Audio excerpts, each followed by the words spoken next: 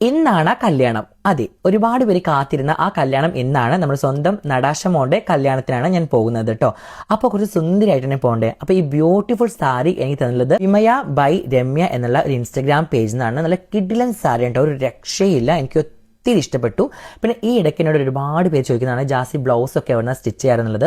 ഇത് എൻ്റെ ഫ്രണ്ട് തന്നെയാണ് സ്റ്റിച്ച് ചെയ്തതെന്നാണ്. അവരുടെ ഇൻസ്റ്റാഗ്രാം പേജ് ഏഞ്ചൽ ഡിസൈൻസ് ആണെന്നാണ് കേട്ടോ. അപ്പോൾ താഴത്ത് മെൻഷൻ ചെയ്തിട്ടുണ്ട്, നോക്കാൻ മറക്കരുത്.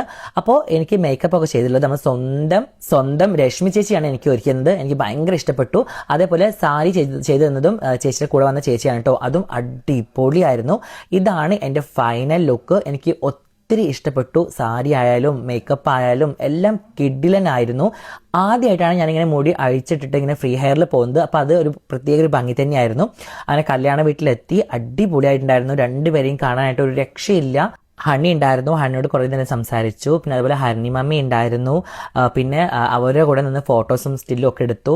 ശ്രീലക്ഷ്മി ഉണ്ടായിരുന്നു, രാവു ഉണ്ടായിരുന്നു, ബിബു ഉണ്ടായിരുന്നു. ഭയങ്കര രസമായിരുന്നു. ഞങ്ങളെല്ലാം ഒരുമിച്ചാണ് പോയത്.